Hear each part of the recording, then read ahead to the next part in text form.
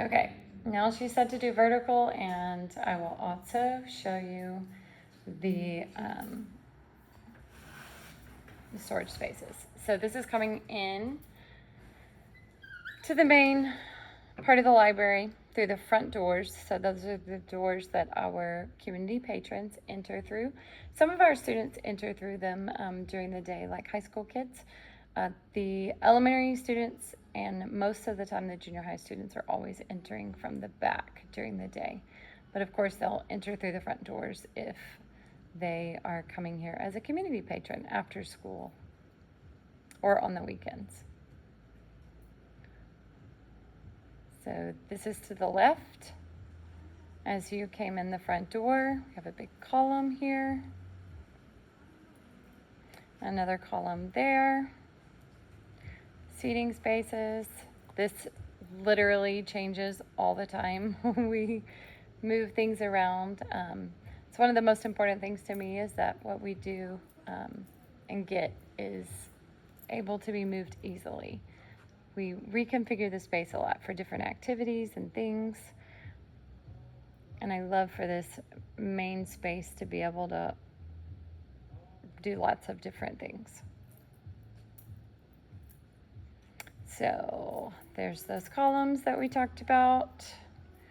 This is actually all metal up here. So here is the adult stacks. As you come in the front door, I told you in the longer video that that's part of one of the biggest problems is you actually can't see to the back of the adult stacks. So of course you know when a community patron is in because you've let them in, but you really can't see them unless you go down the aisles. We're waiting on a bunch of new books to come in, so we have a lot of empty space there. So this is the adult stacks, our resource areas, looking into the office, which I've never used as an office. It's really a workroom, and we let people who need a quiet space or just a smaller space, it would be nice if it was a little more comfortable, like counselors and things like that, speech therapist. This is all our resource section. This is the back part of the adult stacks. One thing that's unique about our adult stacks is we have nonfiction in the back, and then we have our adult and young adult over here divided by standalones and series. So this is the beginning of the series section, and then all of these books are standalones. We have a lot of series readers, so it just really helped out.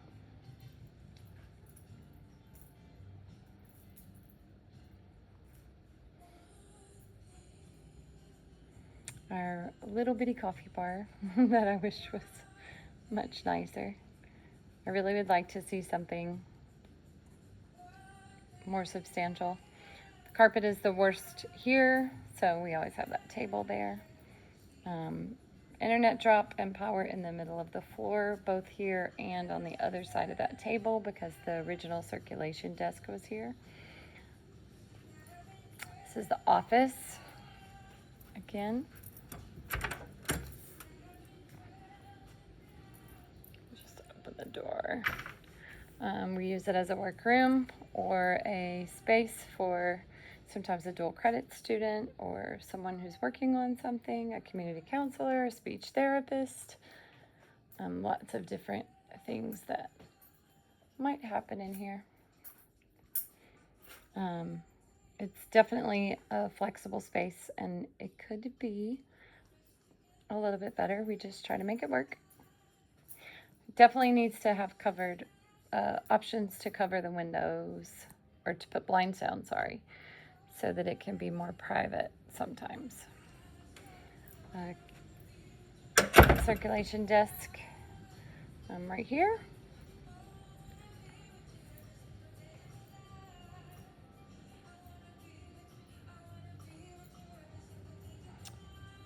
This is always flexible. Again, you asked me to kind of focus on columns, so we have a column here and a column here. This is the children's section.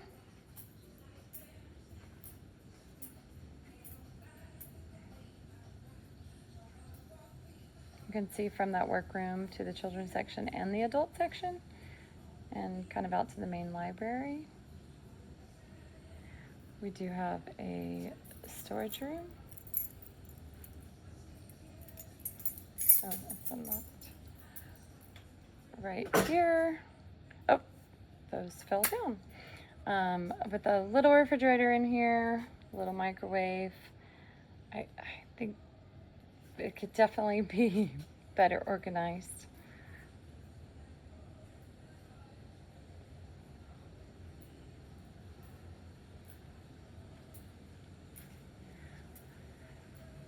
In the kids section, that TV does not work anymore. All of those wires and everything could come down. It was kind of cool, but it's way up there, so it I don't know. It needed to be a much bigger screen if it was going to be up there. This area is used for one thing and one thing only, and that's taking class pictures or story time. So it's a Chromebook cart. We have 30 Chromebooks. This is actually a pretty decent closet. I wish that we could better organize it, but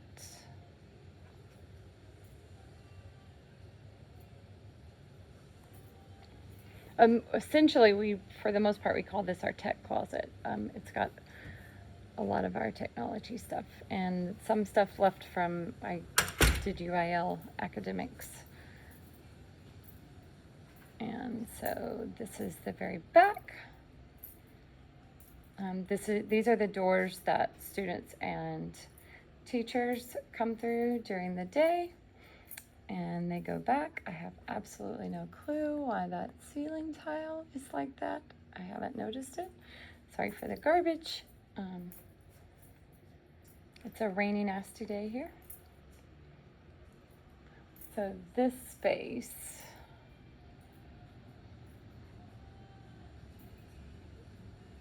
and there's another ceiling tile.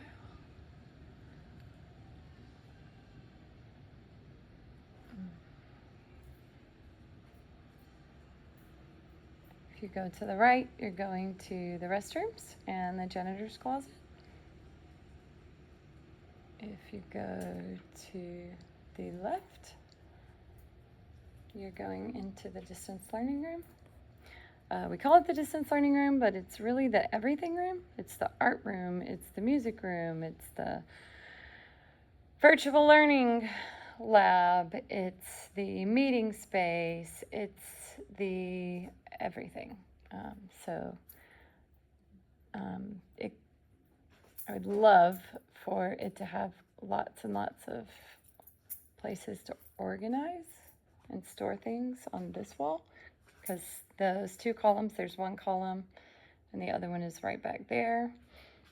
Keep you from being able to really do anything else. So that could be an exceptional, like, well-organized place for all of the different things that we try to bring. These tables and chairs, I said on the other video, are amazing. They're very light. They're easy to move and transform the space. I love them. I never want to get rid of them. These are two of those ginormous big tables from the front. They definitely are not as easy.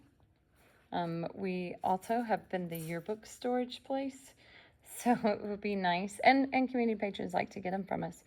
But right now they're under that table, which is why the tablecloth stays all the time.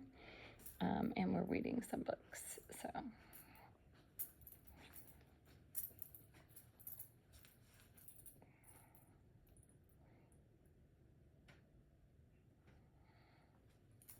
We use that smartboard when we have multiple presentations going on, sometimes out there, sometimes back here.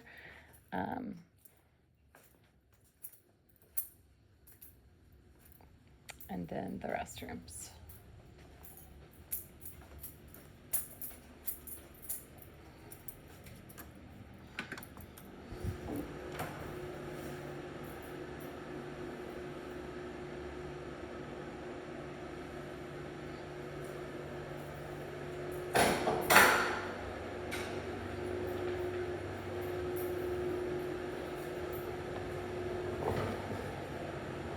You have to leave the fans on in the restrooms because the some kind of smell comes up from the vent.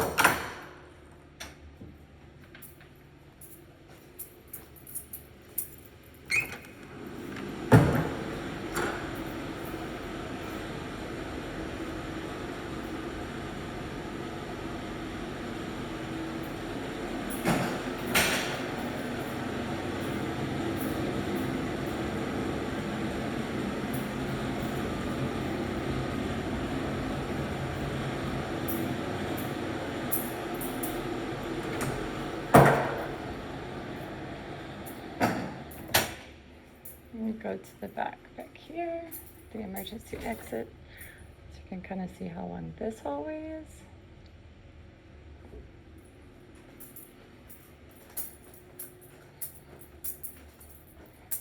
And that's it.